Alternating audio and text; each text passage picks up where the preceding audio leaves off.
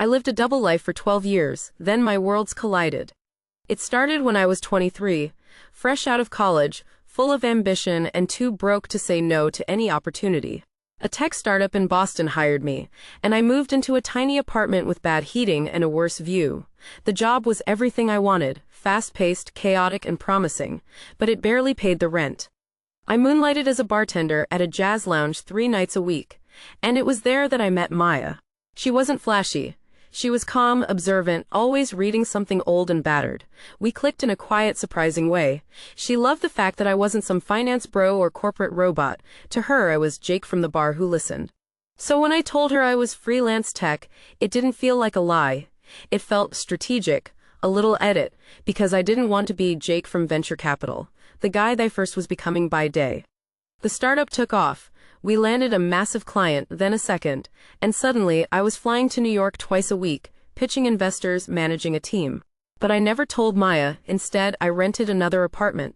Smaller, more lived in. That's where I went when I was with her.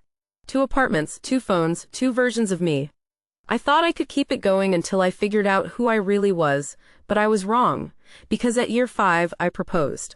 To Maya, with a simple ring under a cherry blossom tree in a park she loved, and she said yes, through tears. We married quietly. None of my work friends were there, no mention of my other life. At the same time, I got promoted to COO. I started appearing in tech magazines. I was on panels. My face was on our company website.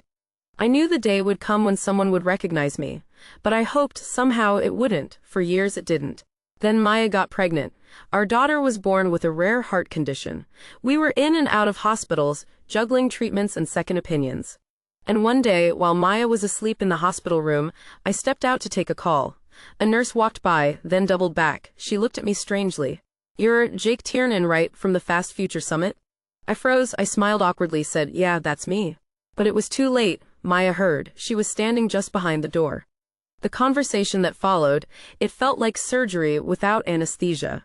She wasn't even angry at first, just stunned, and then quietly furious. Not because I had another family, not because I cheated, but because I had lied about who I was, every single day.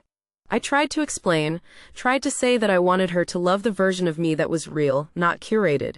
But that didn't matter anymore, because it was all curated, every piece of me.